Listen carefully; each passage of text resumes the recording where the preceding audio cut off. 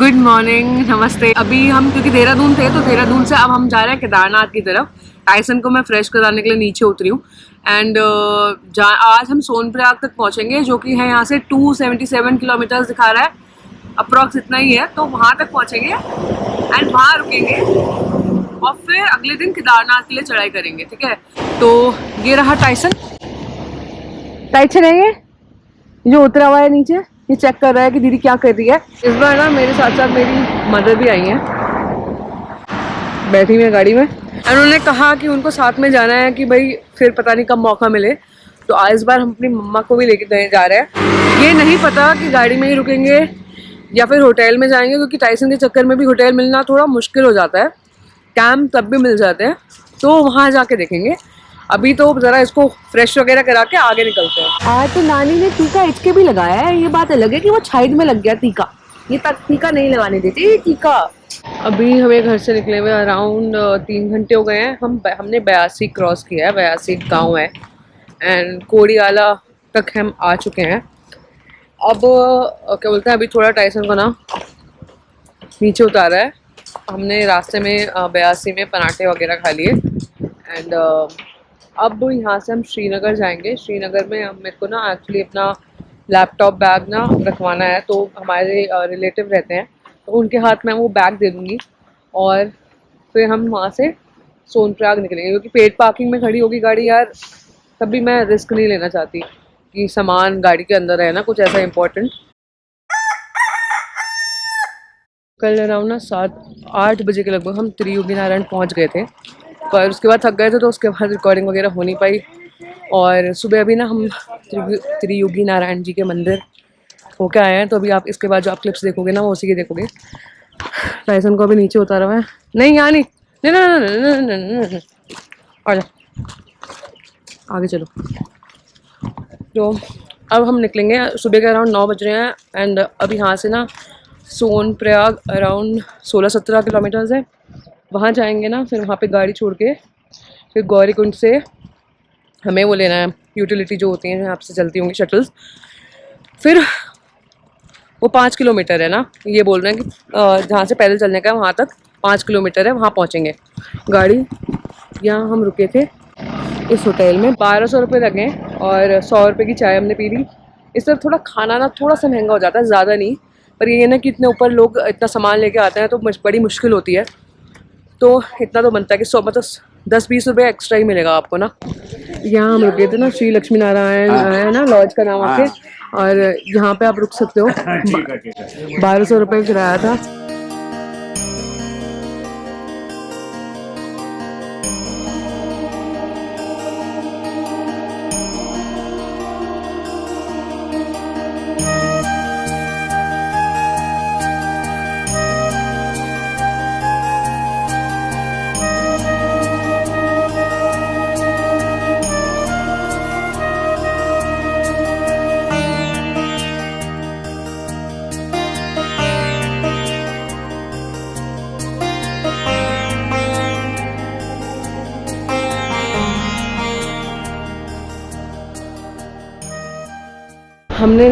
हमने पार्किंग में गाड़ी लगा दी है, बहुत टाइम लगा, वहाँ पे गाड़ी लगी हुई है। और अब हम जा रहे हैं ऊपर की तरफ। टाइसन मम्मी के साथ थोड़ा सा आगे चला गया है, बैग भी भारी लग रहा है, पता नहीं कैसे चढ़ेंगे ऊपर। पशुपतिनाथ के केदारनाथ में मंदिर के अंदर इंसान तो जा सकते हैं पर पशु नहीं। ये जानने के बावजूद मैं टाइसन को केदारनाथ लेके गई, क्योंकि जितना आशीर्वाद हम मंदिर के अंदर महादेव के सामने खड़े होकर ले सकते हैं, उससे कई ज्यादा आशीर्वाद मेरा टाइसन मंदिर की चौखट पर खड़ा होकर ले सकता है। क्योंकि पशुओं से ज्यादा निस्वार्थ इंसान कभी नहीं हो सकता। सोनप्रयाग की पार्किंग से कुछ दूर चल के आपको शटल मिल जाएगी। पेट को बैठाने के लिए 50-100 रुपए ज्यादा लगेंगे और आप उस शटल से गौरीकुंड पहुंच जाएंगे। गौरीकुंड पहुंचने के बाद 22 किलोमीटर की पैदल यात्रा करनी पड़ेगी। अपने पेट के लिए हर दवाई और खाना साथ लेके चलना। विनती है आपसे कि भगवान के द्वार पर नॉनवेज मत लेके जाना। मेरे टाइसन ने 3 दिन तक सिर्फ रोटियां खाई हैं। अपने पेट को महादेव के द्वार तक ले जाने के लिए घोड़े और खच्चरों का प्रयोग बिल्कुल मत करना। पानी के स्रोत हर जगह हैं, तो अपने पेट के लिए आप एक छोटा सा बर्तन साथ लेकर चल सकते हैं। अपने बच्चे को ठंड से बचाने के लिए उनके कपड़े भी साथ लेके जाना। 2013 की केदारनाथ की त्रासदी के बाद मैंने सोच लिया था कि चाहे कुछ भी हो जाए, मैं केदारनाथ कभी नहीं जाऊंगी। मगर शायद लोग सच ही कहते हैं कि जब महादेव का बुलावा आता है, तब उनका भक्त कितनी भी दिक्कतें झेल के उनकी शरण में पहुंच ही जाता है। महादेव ने आज से 4 साल पहले मुझे वो दे दिया जिसकी मैंने उम्मीद भी नहीं की थी। तो जो आशीर्वाद भोले ने मुझे दिया था, मेरे साथ साथ उस आशीर्वाद का जाना भी उतना ही जरूरी था। एक भारी सा बस्ता, हाथ में डंडा और टाइसन को कमर पर बांधकर हमने अपनी 22 किलोमीटर की पैदल यात्रा शुरू करी। जब भी मेरे कंधे या पैर में दर्द होने लगा, टाइसन मुझे खींच के आगे ले जाता, मानो कह रहा हो कि मुझे तेरे सारे दुख पता है, मगर अब उन दुखों का हमारे महादेव को पता होना जरूरी है। अभी ना सर्दियों में 3-3.5 किलोमीटर ही हुआ है और मम्मी बहुत धीरे आ रही है। इस चक्कर में बहुत स्लो चल रहा है अपना। 3 घंटे में हम 3.5 किलोमीटर, मतलब 2.5-3 घंटे में हम 3.5 किलोमीटर ही चले। वो आ रही है स्लो मोशन में। हाँ, इसे कोई दिक्कत नहीं हो रही है, चिल है। इसको बीच बीच में पानी पिला दे रहे हैं। ऑनेस्टली स्पीकिंग हमें बहुत दिक्कत हो रही है, इससे नहीं हो रही।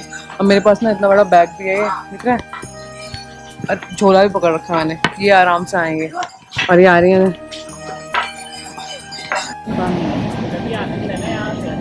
अभी ना हम यहाँ रुके हैं, रामबाड़ा के पास ही है ये। And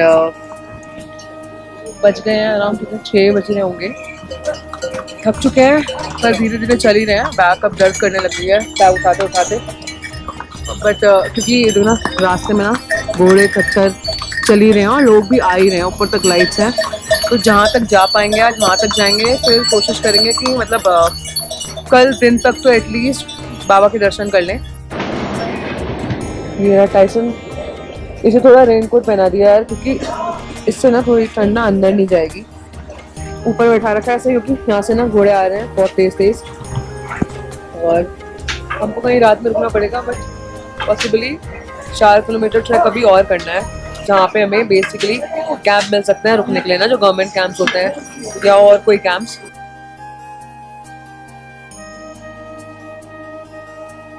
good morning. सुबह के बज रहे हैं अराउंड 7:30 और अभी हम हैं बड़ी लिंचोली के पास। कल क्योंकि हमको पहुँचते पहुँचते ना काफ़ी टाइम लग गया था, क्योंकि अभी इस बार हमारे साथ मम्मी भी जा रही हैं, तो थोड़ा धीरे धीरे चलना पड़ रहा है। तो 11 बजे के अराउंड हमने रात में टेंट ले लिया था और ये टेंट है जिसके अंदर हम बैठे हुए थे। बट कल फिर ना कोई हो जाता है, जब थक जाता है इंसान तो वीडियोस नहीं बना पाता है। ऊपर से आ रहे हैं हेलीकॉप्टर और अभी हम जाएंगे, निकलेंगे थोड़ा 8 बजे के अराउंड ना यहाँ से निकलेंगे।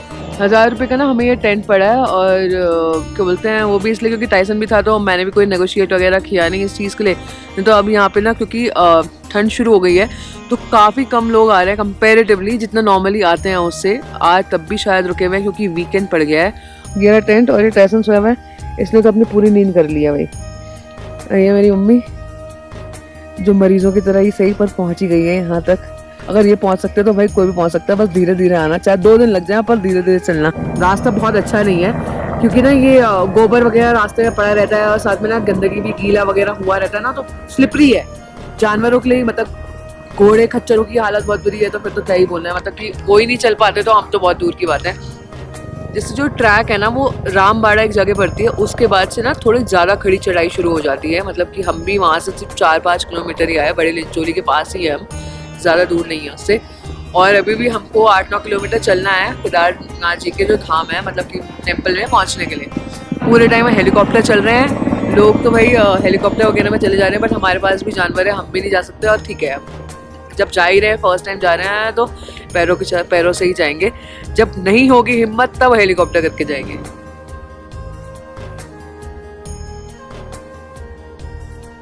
अब लोग ऊपर जा रहे हैं, शॉर्टकट लिया हमने तो धीरे धीरे चल रहे हैं इसी रास्ते में ना।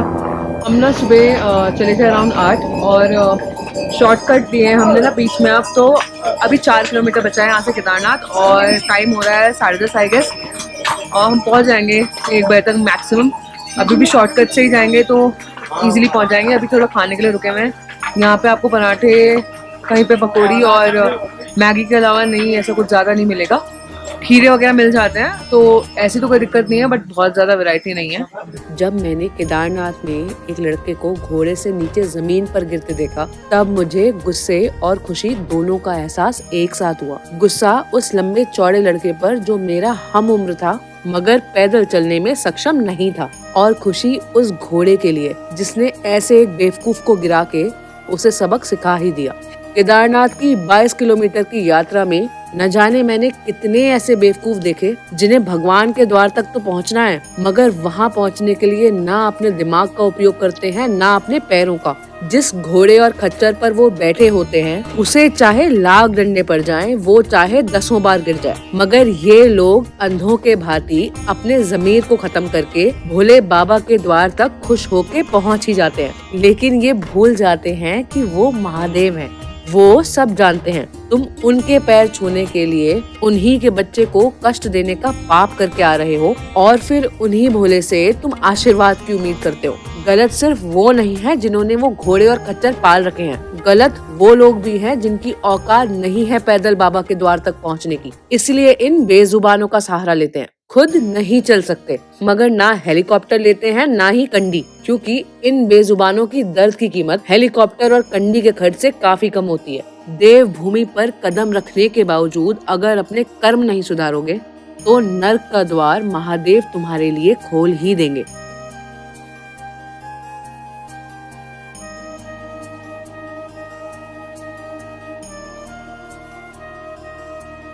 टाइसन को केदारनाथ ले जाते हुए मेरी सबसे बड़ी दिक्कत ये थी कि लोग उसे देख के कैसे रिएक्ट करेंगे।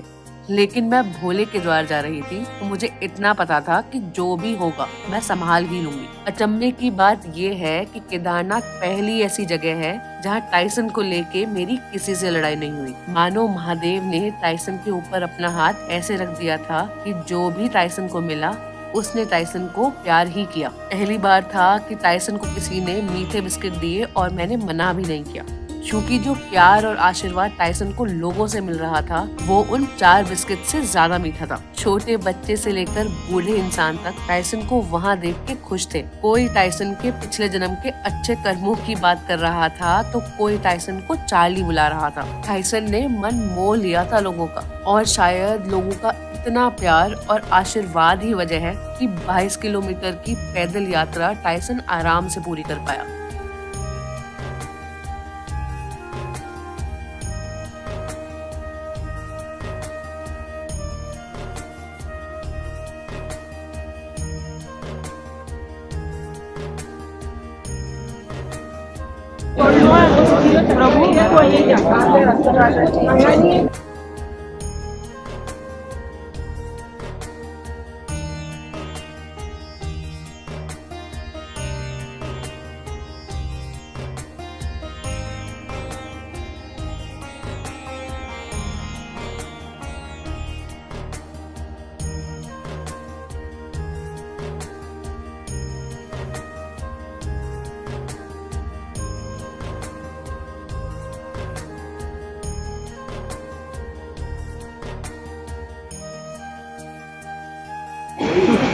अभी ना सुबह सुबह 6 बजे हम आ गए थे और दर्शन हमने कर लिए। अब हमने जाना है भैरवनाथ जी के मंदिर, वो है वहाँ पे, वो जो ऊपर जाते हुए दिख रहे हैं। टाइसन को हम केदारनाथ धाम में तो नहीं लेके जा सकते, बट वहाँ लेके जा सकते, तो वहाँ तो हम लेके चले जाएंगे। अभी उसे टेंट में किसी की जिम्मेदारी पे छोड़ रखा है, तो वहीं पे है। हम यहाँ कल ना 3-4 बजे पहुँच गए थे, बट कल दर्शन नहीं किए क्योंकि कोई जान पहचान का निकल गया था। देखो आप, मजाक लग रहा होगा आपको, देखिए देखो आप, हाँ लाइन जो है ना, मंदिर बहुत पीछे है बिल्कुल, और लाइन यहाँ से चल रही है, मतलब लाइन ऐसे बढ़ रही है इस तरफ से, यहाँ से लाइन ऊपर जाके मतलब कम से कम 1-1.5-2 किलोमीटर की लाइन अभी है। और ना लोग जो है ना सुबह 3:30 बजे से खड़े हो जाते हैं, और उनके दर्शन का टाइम आता है 6-7-8 बजे ना, तो काफ़ी टाइम लग जाता है यहाँ पे। अब रात में हम इतने पहुँच गए थे, फिर हमारी किससे बात हो गई थी, तो उनसे बात हो गई थी, तो हमने वैसे भी रुकना था, तो हमने सोचा सुबह ही दर्शन कर लेंगे। ये है हमारा छोटा वाला बच्चा, इसको कल रेनकोट में ही सुलाया क्योंकि ठंड काफ़ी थी यहाँ पे ना, अंदर से इसने विंटर वेयर पहन रखा है अपना। ये हमको ना 1500 का मिला टेंट, और इसमें ना ये स्लीपिंग बैग्स लगाए हुए हैं। टाइसन के ऊपर हमने एक स्लीपिंग बैग डाल दिया था और हम यही सोए।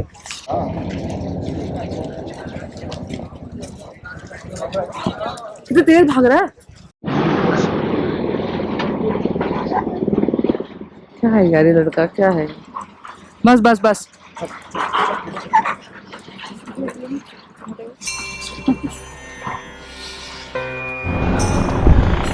पहुंच गए हैं भैरव बाबा के मंदिर। आराम से आराम से।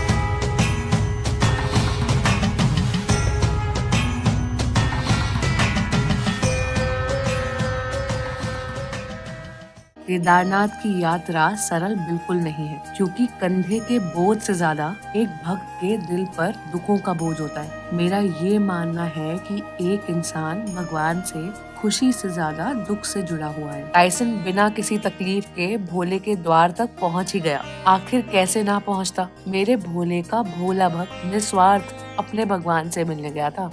मेरे टाइसन के आने पर भोले इतने खुश थे कि टाइसन के वहां पहुंचते ही स्नोफॉल स्टार्ट हो गई, मानो जैसे भोले अपना आशीर्वाद इसे दे रहे हो। न जाने टाइसन ने मेरे भोले से क्या मांगा होगा, मगर मुझे इतना पता है कि जो भी मांगा होगा वो महादेव उसे दे ही देंगे, क्योंकि महादेव का आशीर्वाद पशुओं पर इंसानों से कई गुना ज्यादा है।